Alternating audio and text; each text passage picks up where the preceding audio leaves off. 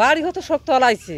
এক মানুষের বাড়ি উঁচিয়ে বাড়ি যদি আসছি তা সওয়া পাওয়া ধরি কোনো মতে উঠছে, থাকার জায়গা নেই, কিছু নেই। ছোট বাচ্চা নিয়ে থাকতে পাইনি, খুব সমস্যা, আমরা বাড়ি থাকছি।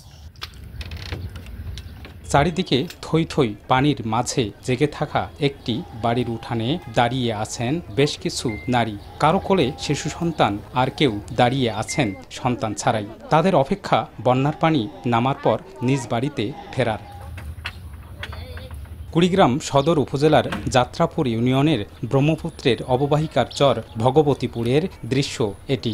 গত 6 দিন ধরে নদের পানি বিপদসীমার উপরে থাকায় তলিয়ে আছে এই চরের প্রায় 1.5 শতাধিক পরিবারের ঘরবাড়ি। কোনো কোনো বাড়িতে এক বুক, আবার কোনো কোনো বাড়িতে কোমর সমান পানি। তাই ঘরবাড়ি ছেড়ে গৃহবধূ ও বয়স্ক নারীরা সন্তানসহ অবস্থান করছেন চরের মাঝে জেগে থাকা বাড়িতে।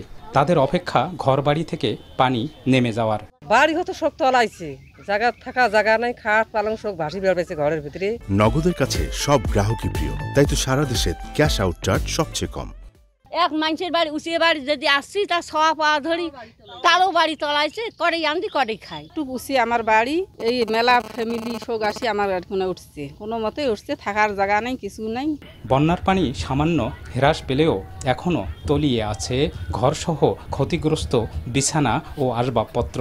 রয়েছে শিশু সন্তানদের পানিতে পড়ার ভয়। তাই কোলের সন্তানদের নিয়ে উঁচু জায়গায় অবস্থান তাদের। থাকা খাওয়ার কষ্ট নিয়েই দিনরাত পার করার কথা জানান তারা। ছোট বাচ্চা নিয়ে থাকতে পাইনি, ওই জন্যে এত এসে পানিতে পড়ে নাকি, ওই জন্যে ধরি উঁচু বাড়িতে আসছি। উঁচু বাড়িতে ওই যে পানি, ছোট বাচ্চা ঘুরি থাকা যায় না, খাট টাঙে দিছি, সে খাট ফির তলে গেছি, খুব সমস্যা, আমরা বাড়ি থাকছি।